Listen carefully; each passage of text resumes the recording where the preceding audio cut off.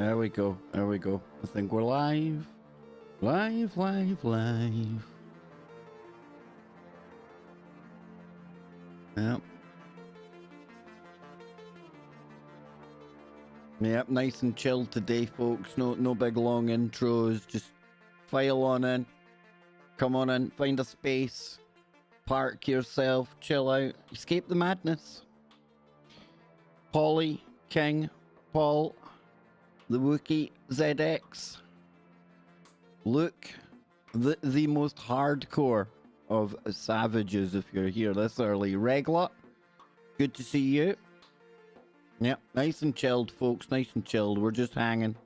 If you have got anything, and I mean anything, more important to be doing in the next, say, 40 minutes or so, crack on. We are chilling and chatting. I got a couple of stories to look at, but nothing spectacular at all, folks. Not the best of days, bit of a rough day. So I was up late last night as well. I done an interview after the show. So we done the stream yesterday, right? A good stream, good laugh. We done the show yesterday, brilliant show, brilliant time with the Nano Girl. And then I went over onto Billy Ray Valentine's podcast at 1 a.m. UK time. I think I came off there just after 2 a.m. Adrenaline pumping. So yeah, I think another late night. So bit of a rough day today. So we're just going to chill out. We're going to take a look at a couple of stories. And then we're going to be looking forward. Don Wiskin in hour number 1. So if you've got any questions for Don, I'll be opening up the phones. And then in hour number 2, got a treat for all of you. And yes, I did mean that to rhyme. Jimmy Jeans. Sarcophagi. The sarcophagi. Regla girl. Well, thank you so much, sister. Thank you. Now, hang on a moment. Let's cut the music because we're going to be having a new member coming in. Exactly, Jason. Hope you're doing well, brother. Good to see you. Good to see you, Weapon. How's your day going out there? Exactly, Polly. Exactly. Hey, there we go. Thank you very, very much. Much appreciated. Hey, Donnie, dude, like I say, this is just going to be really chilled. I'm going to take a look at a couple of non-woo stories. They've really tried to destroy the woo. I'm not impressed. Not happy at all. So yeah, Regla, thank you. And for all the members out there, remember, Sundays. I'm going to be putting the link up earlier this week, but we have our VIP members only Sunday. Savage on Sunday. There's so many different names for it. Speculation Sunday. Who knows? But great to have you on board, Regla. Means a lot. So what else we got going on in here? You know, Blue Raven, if that's really happening, all I can advise you is go to the police. There's unfortunately not a lot I can do. Not a lot. Sorry. I wish I could. There's some things in my control. Some things definitely ain't. And by the sounds of it, that's definitely something you need to be going to the authorities with. Kev playing Grand Theft Auto music. Been too long since I heard her on, who's that? Nano. Oh, Nano's on like every 2 weeks. She's on all the time. All the time. Yep. Over in Disco, you get on TFR as well. Can't upload the shows with Nano to YouTube. Not at the moment. Not with the landscape the way it is with censorship and stuff like that. But I will be putting last night's show onto BitChute. So keep an eye open for that one. So think of boulders. Donnie, what are you doing, man? You going moving boulders with your mind? Are you doing some bush boulder maneuvers? That sounds quite cool, actually. Oh, Paul, nice. Nice, brother. That costs a heck of a lot over here from what I've been told. Anne's sister quoted me a price one day, and I didn't know if she was trying to talk about that stuff or she was selling some gold. I'm telling you, it was out of my league. Way out of my league, though. But I have been told, very nice. So listen, we'll get into a couple of these woo stories or non-woo stories that I've got. First up, now I'm a bit stupid, me, right? I keep missing it then. So what day of the week? It's usually a Tuesday that Nano's on regular. Usually a Tuesday every 2 weeks. Regular guest. Oh, Jack Herrera. Oh, Polly. Now, that's number 2. That's definitely my personal second favourite. The Widow. The Widow. That's my number 1. Yeah, White Widow. Yep.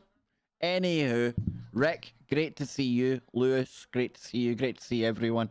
Like I say, if there's anything else you need to be doing, cutting your toenails, reading a book, watching paint dry, probably going to be more exciting than what I've got planned for you today.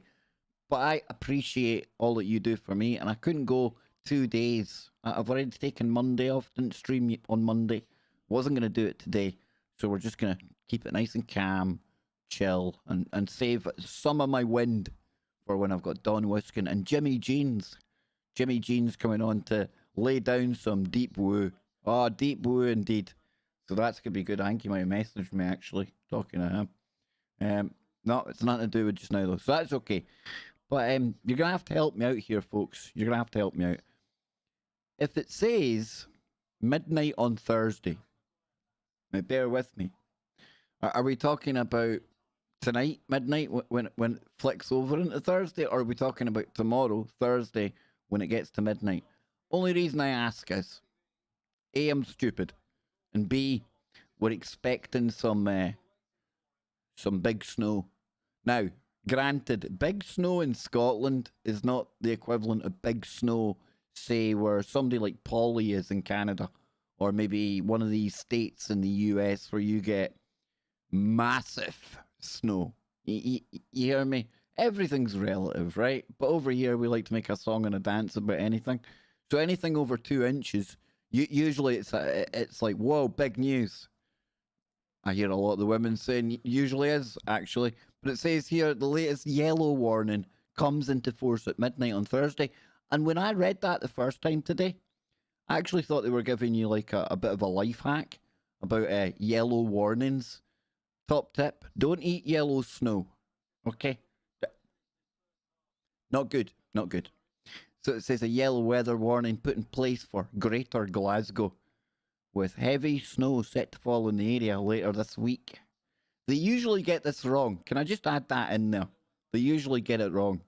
So the latest Met Office warning comes into force on midnight on Thursday morning and will remain in place until 6 a.m. on Friday. Right, you see now it makes more sense. You see? That cleared it up. If only I'd read a couple of lines. Would have been done. So that's what we're looking forward to over here in Glasgow. Now, last year, being a self-declared monster man of Loch Ness, last year was a record year for sightings, okay? And some of them we had really a good time kind of breaking them down on here. It always sparked a great conversation, if nothing else. And we are 27 days into 2021, and it's happened. Allegedly, we've had our first sighting of the year. I say allegedly because if this is a sighting of Nessie, this has to be the most pathetic, lame attempt at a sighting of Nessie yet. Now, we're really lucky these days because we've got numerous webcams all around Loch Ness. However, what happens with a webcam when you're watching a body of water from a distance is pareidolia definitely starts to kick in. You know, on a day when there's waves cresting and falling, and you stare at that long enough and you're going to start seeing things. Well, I can tell you, this first non-sighting of Nessie today, if it wasn't for a big red arrow pointing to what was allegedly Nessie, I would still be staring, and even pareidolia wouldn't have conjured this into anything that looked like the Loch Ness Monster. It's probably the most pathetic attempt yet. However, I provide, you decide. You kind of gather, I'm not too impressed with this. As a first sighting of the year, not impressed, and I see him sneaking in there. I see him sneaking in. Wait a minute, because if I press it right now, it's going to go horribly wrong. It would have, yep, it would have gone horribly wrong. Sarcophagi. Jimmy Jeans, the sarcophagi, is in the house. Bingus. Can I give a big shout out to Bingus? Please, because there's a synchronicity going on here, Bingus. I have got badges and stickers that look eerily like your icon on there. Bingus, I think we need to talk. I think we already know each other. I think I owe you great thanks, Mr. Bingus. Anywho, back to the most pathetic, lame-ass attempt at a Nessie sighting yet. You ready? It's bad, folks. It's bad. So it says spotted for the first time this year. And give you a little taste of what it's like living in the west coast of Glasgow. Top story. Things that go bang. Squad have turned up at a Glasgow house. Yep. Ba-ba-boom. That kind of thing. Well, we've got cars and buildings destroyed by an arsonist. Just another crazy day in Glasgow, right? So I want you to take a little look-see at this, right? Okay, so we're going to watch this, folks. Now, here we go. This is the alleged sighting of Loch Ness Monster. Now, this comes just south of Uckert Castle. Inverness is away up in the top left-hand direction. Fort Augustus, my old gaff, down right at the very right-hand side of the loch. But check this out, or more at the point, don't check it out. So it's playing away there. We're playing away. Are you seeing it yet, folks? Are you seeing Nessie? There it is. Look, that was it. That was your Nessie. Put it back, show you again. Oh, that's it. Are you kidding me on? Are you kidding me on? Please, this cannot be counted as a sighting. So it says here the Loch Ness Monster has reared its head for the first time. Head? Look at it. It's probably a wave, if you're lucky. You've got smudges all over the webcam because it's howling with rain. How do I know that? Because it always howls with rain up there. Why do people in the Highlands have that kind of look on their face? Because they're always walking into the wind. What can I say? But I'm sorry, folks. I'm sorry. I don't... Exactly, Polly. Exactly. Come on, man. See, I had to guess right there. That could have gone horribly wrong. Maybe I need to unleash the social justice warriors on this one. Not happy with it, as you can tell. So it says, viewers claimed they had spotted the legendary creature via a live webcam stream of Uckert Bay, claiming to have witnessed unexplained objects in the loch measuring around 12 feet long. Unexplained objects is probably the crest of a wave, ladies and gentlemen. If that's Nessie, I am not impressed. Not impressed at all, and I refuse to be its ambassador out here in this three-dimensional time-space world that I have to talk about it. No more. I'm not triggered. I'm just disappointed more than anything. You're looking forward to your first sighting of the big fella or the big girl of the year. Big boy, girl, who knows? We're in a woke world now. Monsters they're allowed to be woke as well. So the mythical beast was spotted on January the 11th by an American, Kaylin Wangle. Probably an anagram for I don't know what Nessie looks like. She noticed a V-shaped wake. Yeah, it's called a wave. Followed by something black surfacing on the water for a second. Look, come on, folks. Come on, man. Marty. I know, I've become too cynical. I remember like 10 years ago, I'd have been trying to convince all of you that's Nessie. Honestly, look at it. Look. Yep, guy from the CIA contacted me and he says, well, no, actually, I get blocked by guys in the CIA. Follow me over on Twitter, folks. The Twitter wars of 2021 are heating up. Oh, they're heating up. Yes, they are. So, after checking back the footage a few times, she felt certain of what she saw and reported it to the official Loch Ness Monster Sightings Register, who later verified her account. So the official monster men of Loch Ness, the official monster aficionados, the ones that keep the stats, are telling you that that's an official sighting of a monster. I am sorely disappointed. Sorely disappointed. But it's not the only disappointing piece of woo I've got for you today. People out there are just making a lame attempt at trying to kill off some of our favourite stories. Yes, they are. The Nazca lines. Oh, the Nazca lines. That's a head scratcher. Always has been, is right now, always will be. But there's a new theory kicking around. Yep, there's a new theory kicking around. Or should we say a hypothesis? Because I'm not confident you can even test this. But what if I was to tell you? What if I was to tell you that those big, huge, massive geoglyphs, petroglyphs, whatever you want to call them, big glyphs, right? Up in the Nazca Plains, up in Peru, way, way up. You know, you all know about them. Well, actually, their true purpose was to act as an irrigation system for a big, giant garden. Really? Okay. Okie dokie. Hey, listen, don't take it from me. I'm just a dafty in Glasgow, and I know nothing. And according to my trolls, I know less than that. So take it for what it is, folks. Has the Nazca Line's mystery been solved? Confidently, no. A new archaeological study has reportedly discovered the true purpose of the enigmatic Peruvian geoglyphs. Okay, I'm going to keep an open mind because I can't dismiss something, and we shouldn't dismiss something just because it doesn't massage our confirmation, our biases, our biases. So situated on a remote arid plateau in southern Peru, the Nazca Lines are a series of spectacular artistic designs, including images of spiders, monkeys, hummingbirds, fish and lizards, which were etched into the desert floor around 2,000 years ago.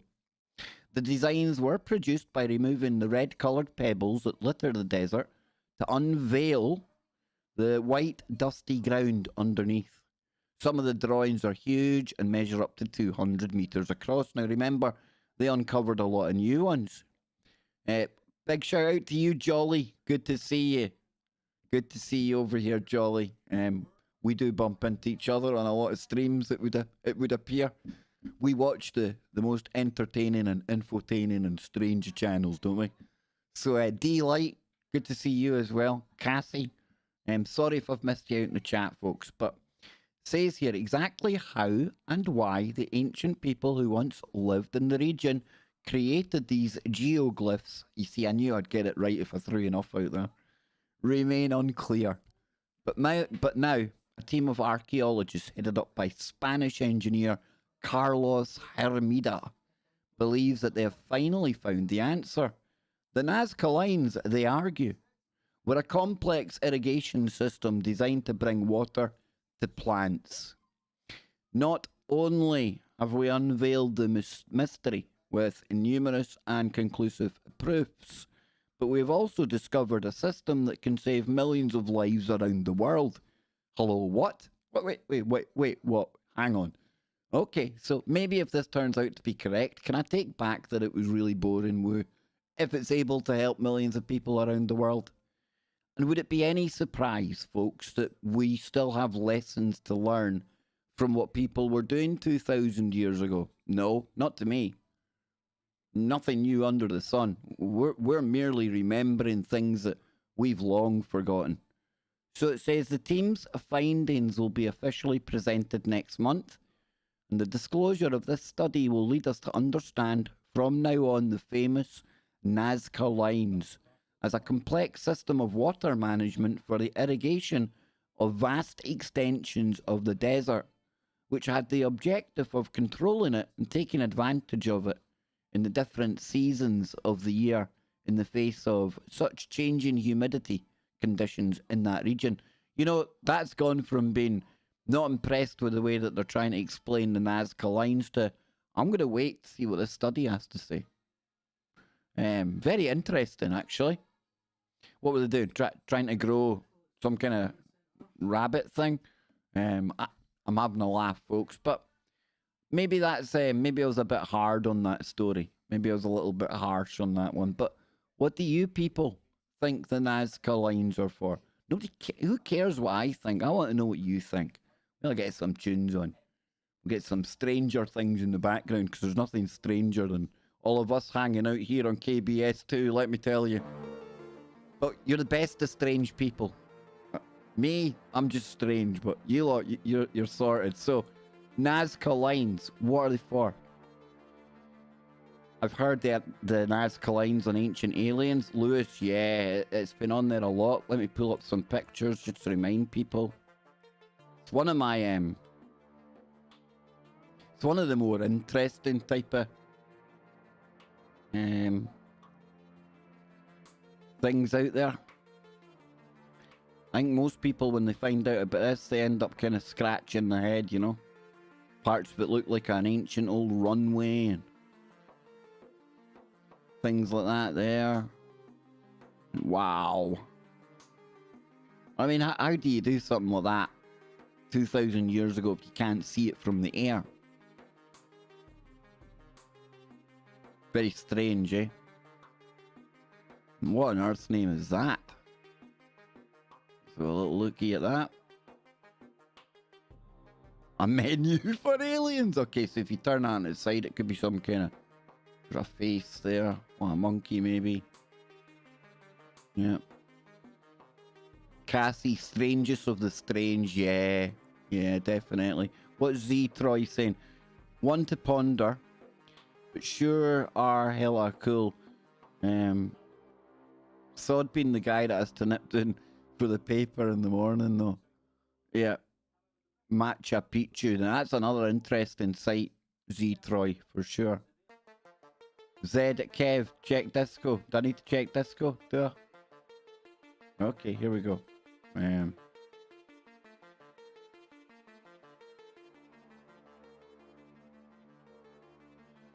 Yep. Very good point that ZX makes here. If that's for irrigation, yeah, it's not really very conducive to transporting water along there. Now, granted, I get it.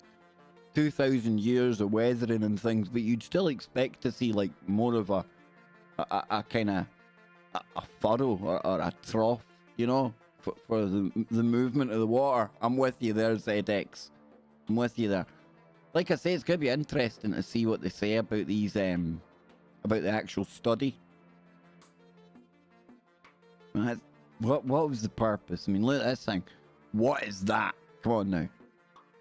I know what I think it looks like. You know what that looks like? You know what that looks like right there?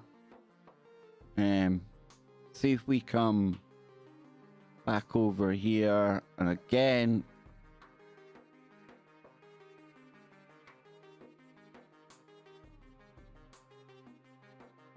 Does it not look a little bit like these fellas? Sorry. That. Big eyes, big head, big long body. Boom. I don't know. I get a little feeling of them. I get a little feeling of that. And this, of course, is down Kimberley. It says there. Indigenous art down in Australia. Boom. Nazca lines. Hey. That's the kind of stuff we're into, right? That's the kind of woo we like. Just so everyone out there knows, Anne is away for a bath. She's made the declaration in the background. She of the bath. Old lady of the bath water for the next hour. Yeah. Well needed to know that one, right? Come on, folks. Come on. You get everything here on KBS. Keep it all going, man. That was the one that the AI found. I believe. I could be wrong though.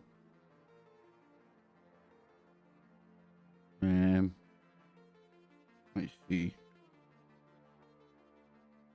Yep, artificial intelligence. Yep, that one. Surely somebody should have seen that one. That's quite an obvious one. I suppose it depends how big it is though, because there's only what big is that? Hard to see. Hard to see the scale there, right? Is that 1 meter? If that's 1 meter, then yeah, okay then. It might be a bit hard to see that from there. But interesting. Yes. Let me bring it back over here. See what people are saying. Belle Delphine, are you a bit of a fan, Z Troy? Are you a bit of a fanboy there? I only know that name because one of the YouTubers I watch usually covers that type of thing. Interesting lady. Teens were smoking and hanging out in the caves and painting graffiti. Possibly. I think there's more to it than that. I definitely do. But hey. Well, Connie, thank you. But Steve, I like your thinking. Because, you know, if you went to any caves today and you look at some of the markings that we've left, definitely look like the etchings of young people that are out having a laugh. What they're going to make of them? Oh, no, definitely not, Z-Troy. Definitely not. Do you think we could, like, sell Annie's bathwater? When did that become a thing?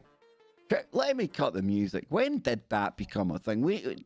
You know, at what point does people buying other people's bathwater signify that we're in big trouble as a civilization? Can we all agree on that? Connie, thank you so much. I mean, I don't know. Maybe it's just me. Maybe I'm just a prude. Maybe I've just gotten old and I've not noticed it. But I can't ever remember, like, coming into contact or thinking about anyone of the fairer sex and thinking, oh, I'd love to get a bottle of her bathwater. That's got to be like one of the creepiest things anyone could ever think about somebody else. Really, truly. Now, I have nothing against the girl that we're talking about here for doing it because, hey, listen, it's capitalism, baby. If there's people out there, if there's a market for it, who the heck are people to stand in the way of that? And if somebody wants your old bathwater, psh. Imagine that's who you are, sitting there, you know, what's happening this week? Oh, I'm looking forward to my bathwater arriving. Oi. Okie dokie then. Yeah, all of a sudden that sighting of Nessie seems a lot more comfortable, doesn't it? Anyhow, moving on. This one here is for our Australian contingent. Yeah. We're not hearing the music. No, you're not hearing the music. I'll play it again. We didn't hear the music because I cut the music because I went into a rant about bathwater. So, Steve, well pointed out. We won't hear the music for that one. Because we hear the music for a new member. I think that's when we get the music, and we get Brian when there's something said in the super chat. You see. So Australians, listen up. Ken Rotman, if you're watching this in the archive, this one I was thinking of you, buddy, because Ken has been on the show. He's called in once before.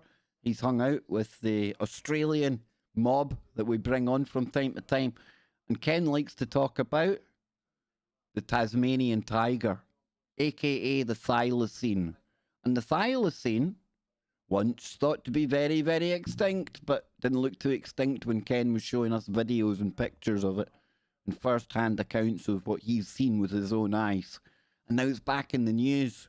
And guess what? Ken, you just keep on getting proven correct, brother. Correct. Science is catching up with our very own Ken Rotman. So it says a new study suggests that the thylacine didn't go extinct until at least 2,000 years ago. Well, I think we're getting closer to them saying, you know what, with all these kind of pictures and videos that are kicking about the internet, can we just like do away with this fallacy that the Tasmanian tiger's gone?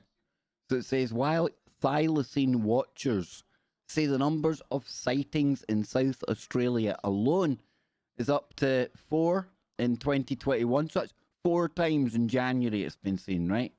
A new study gives hopes to those that believe the conventional wisdom that the species went extinct in 1936, but hope that conventional wisdom is wrong.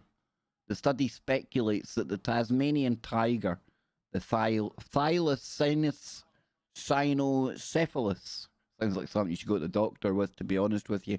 A good cream 2 times a day, ladies and gentlemen, and that'll get rid of your cynocephalus. Itchy, though. May have been around until the early 2000s and leaves the door open for a live one to walk through today. Dun, dun, dun. So, since December 30th, 2020, thank you very much, Marty. Much appreciated. There has been no less than 4 thylacine sightings in, where are we? South Australia. I was going to say South Africa. Don't you get Tasmanian tiger over there, Kev? So 2 on the same day, around 300 kilometres apart from each other. That suggests it's got to be a couple of them, right? Unless they can run real fast. Real fast. One right outside Flinders University, and another in the southeast of southern Australia, and one near the Barossa Valley, plus one in the Adelaide Hills. Not a bad start to the year for an animal that's been extinct for 2,000 plus years on the mainland. Rubbish. Look at that alone. You know, earlier this week, Neil Waters, the founder and the head of the Thylacine Awareness Group of Australia, is he like the official thylacine guy? I want it to be Ken. Announced that the exciting sighting of what the witness believed to be the mother and 2 pups in the Adelaide Hills. Well, let's take a look at that story.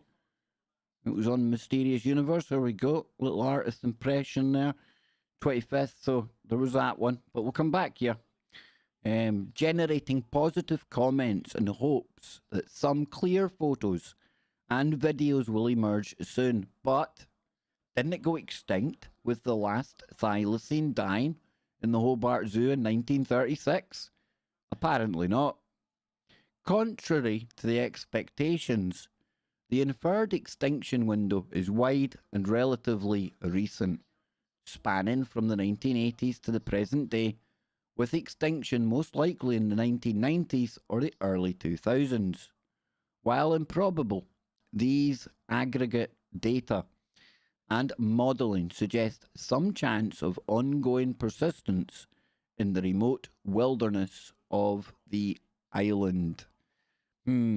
A group of thylacine researchers from Australia, Tasmania and other countries submitted a paper, Extinction of the Thylacine, to the preprint biology site bioRxiv,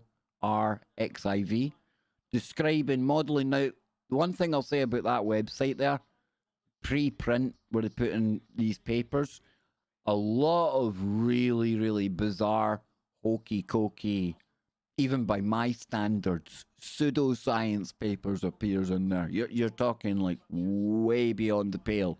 The kind of thing that even is too bizarre for me. Now, that's not to say that this isn't a genuine study or anything like that, but I'm just telling you about what I know about that site. The sightings after 1936 include 26 reported passing away and 16 reported captures, but not verified. 271 sightings by experts. Now, if you cite a thylacine, you cite a thylacine. I mean, you don't have to be trained in the animal detection business, or maybe you do. Maybe it's different over there. Australia rolls differently. I get that. G'day, mate. So 698 by the general public. It's important to note, in the light of the recent sightings in South Australia, that all of those studied were in Tasmania.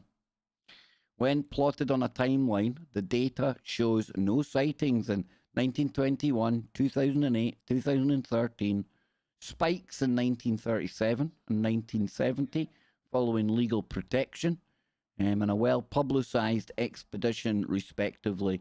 So their conclusion, we show using a unique and robust spatio-temporal mapping and modelling approach, underpinned by the world's first sightings database from 1910 to present day, that the thylacine likely persisted until the late 20th century, with some possibility of ongoing survival. So listen, did I, no, I didn't get it wrong.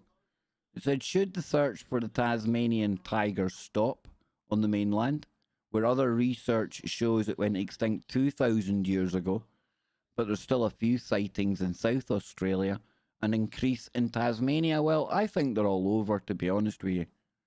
And from what I've read about these things, and from what Ken's talked about with these things, I don't think they went extinct. Maybe their numbers definitely dwindled. Have you taken a look at the size of Australia? Really? It's absolutely gargantuan. People in the UK, it's hard for us even to comprehend the size of that country. I've forgotten how many times you could fit the whole of the UK into Australia and still have bajillions of acres and miles to spare. It's crazy big, folks. Crazy. I watched some of these, like, people are going to say, Kev, you watch some right boring stuff. But it's not boring if you like it. Everyone's got their own taste. But people like driving across the outback and things. It doesn't sound like much, right? Just driving across the outback.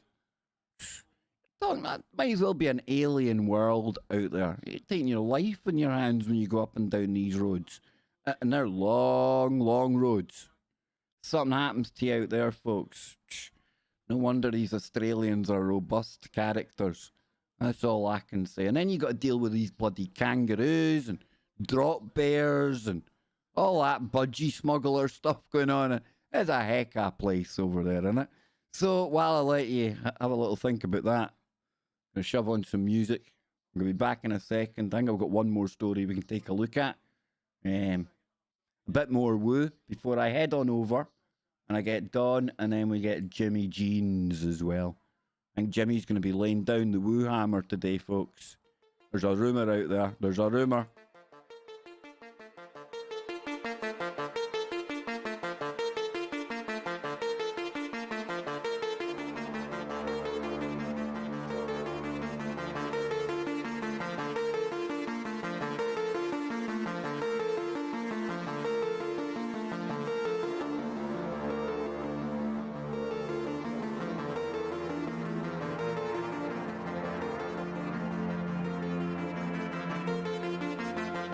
I think that is true. Yeah, I think that is right. Isn't it that they've got the pouches, King? They're marsupials, aren't they? I think they do have the pouch, from what I remember.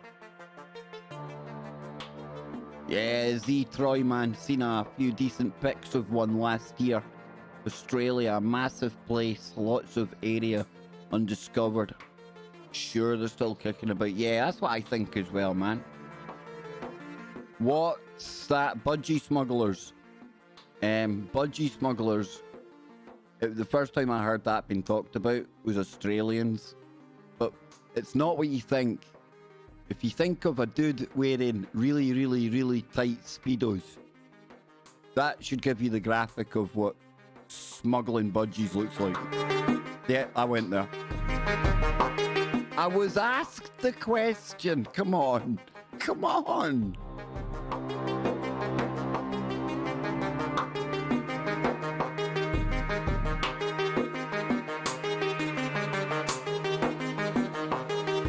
I kind of thought that one myself, Z Troy. I kind of started off this stream a bit disappointed in the woo I'd found today. Actually quite impressed with it. Hey, shows you. Yep, exactly, the banana hammock. Eddie, I'll keep you right. I'll keep you right. Some things in this world, you know, you got to pass on the information. Because, you know, some people haven't heard these things before. Exactly, Leslie. And that's exactly why it had such a profound effect on me. All these Australians walking about, and it must have been near Bondi Beach, and they were laughing at these gentlemen walking about with some of the most outrageous budgie smugglers on, and then you find out there's actually a make a Speedo called the Budgie Smuggler. They call them budgie smugglers. It's crazy. A crazy old world we live in, eh? Telling you. You see, some of the real things in the world are like really, really crazy. Really, really crazy. Let's face it. So, oh yeah, we have got a good bit of woo here. We have got a good bit of woo. Not so good for the animals involved, admittedly. But guess what's back? Yes, he's back. Back again. The Chupacabra's back, of course, folks. Come on. What were you thinking was going to be back? There we go. So, says here, the llama and alpaca ranching is a lucrative business in Chile. So it's no surprise that ranchers are upset when they find even one calf that hasn't made it. You know, I have to change some words, folks. It's the vocabulary Olympics that we have to go through nowadays. It's worse when they can't determine the cause, and absolutely frightening when the number reach 50 or more in one concentrated area. That's a big problem. And these lovely little beasties here, I remember that they put them into Skinwalker Ranch. Oh, it was awful. I'm watching these cute little things going in there and I'm thinking, oh, this is like an experiment. They're trying to coax out the Skinwalker. And it did. It did. Something got into the pen with them. It was horrendous. I don't know if it was a Chupacabra though. But it says here, that's what local authorities are being asked to investigate in Colchane, a border area located in northern Chile near Bolivia, where ranchers have lost over 50 young llamas and alpacas to a creature that attacks animals inside their pens, leaves no tracks and no blood. And if that's not a Chupacabra modus operandi, then what is it? Well, I'll tell you what, that sounds very, very similar to what happened at Skinwalker. It was the alpacas they had in there. It says he makes a hole in them, and not in the neck, but in the side. He does not eat the meat, nor the entrails. You've never seen anything like this. It attacks at night, and the animals seem not to defend the young. That's a Google translation. This is like high weirdness, because the one that they filmed on Skinwalker Ranch was very vague. It was just like a dark, shadowy thing, and it was gone again. So it says Louis Choque, one of the affected farmers in central Setani, told bibliochile.cl that the attacks on his young animals look nothing like previous attacks by foxes or local predators. The calves have only puncture wounds on their sides. Is it Count Chupacabra? Is it the Dracula version? Hey, listen, you never know. One of these Transylvanian Chupacabras might have made its way over. We live in a very diverse world now, folks. The calves have only one puncture wound on their sides, and none of the other animals appear to have been frightened or disturbed enough to defend them.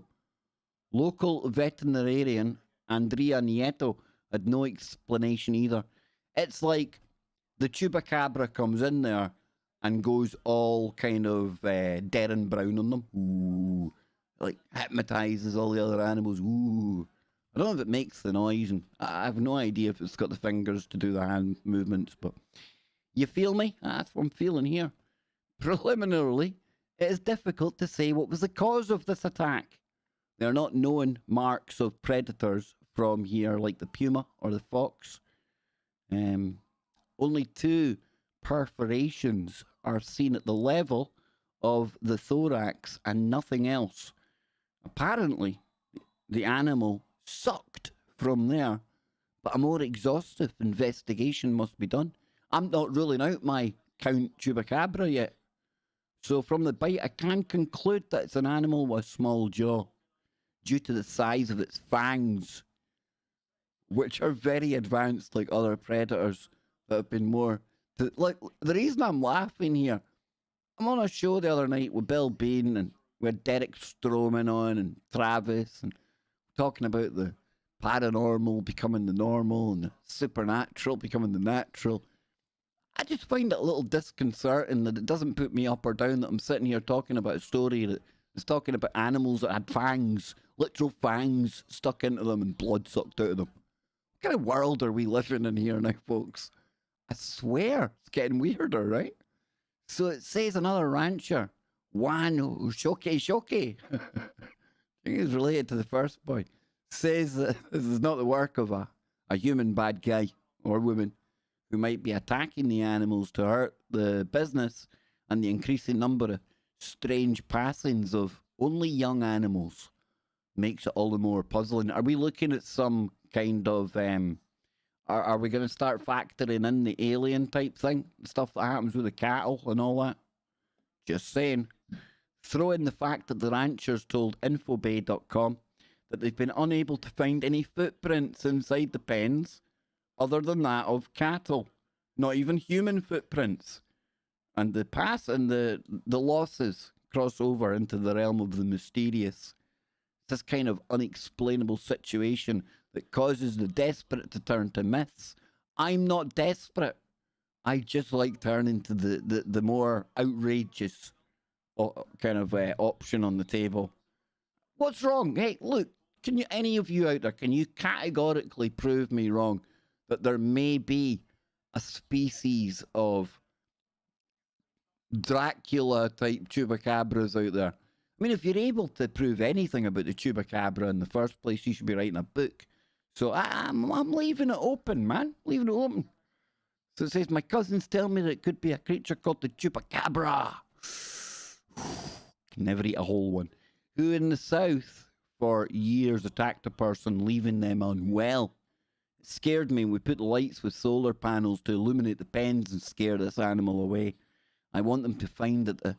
I want them to find it so that it stops doing harm. They're your first mistake, old Juan Choque. Because you're assuming it's a flesh and blood animal. It might be something far more creepy. I'm just saying. So Juan Choque is losing money and sleep and things that look like sheep. Boom, boom. As his fellow ranchers, as are his fellow ranchers. You see, I deserve that for being smart. His response from Mayor Javier Garcia Choque. Hang on now. Are they all called Choque in that? Hey, Choque. Or is that Choke? What we call him, Choke? They're all called the same thing. What kind of town is this?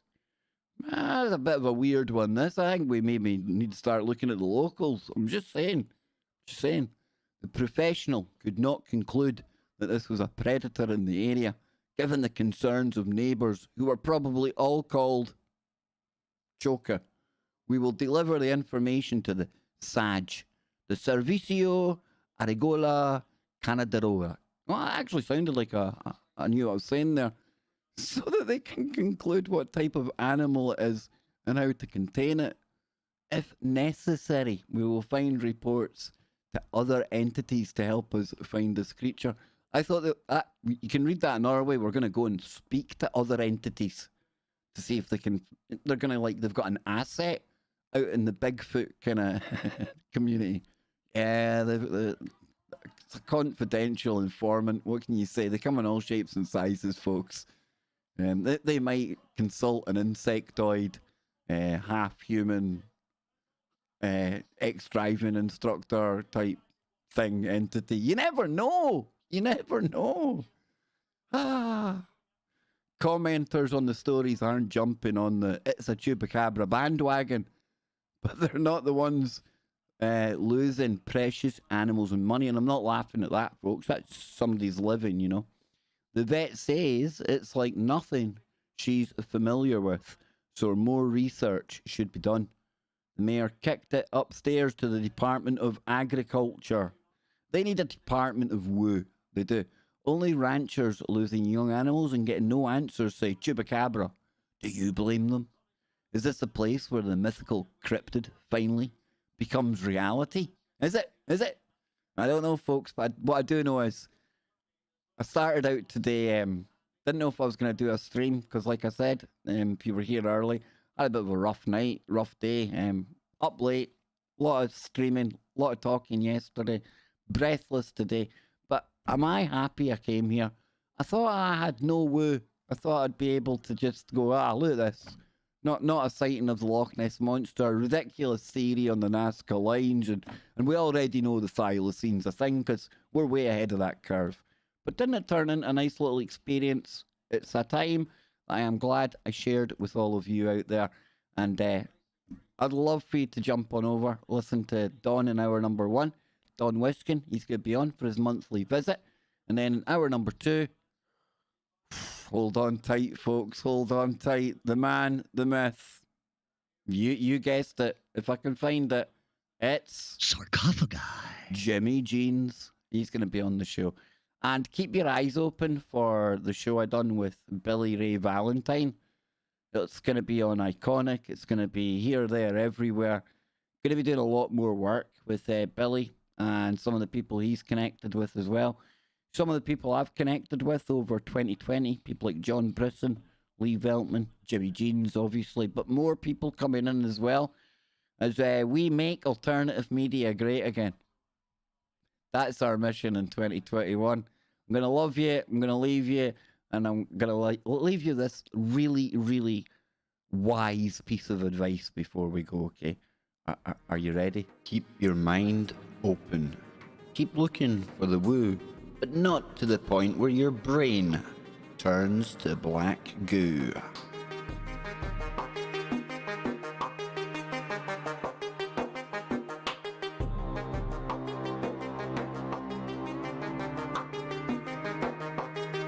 I know, folks, I'm terrible. I'm out of here really quickly, only because I just noticed the time. Didn't realise that was the time. Didn't realise.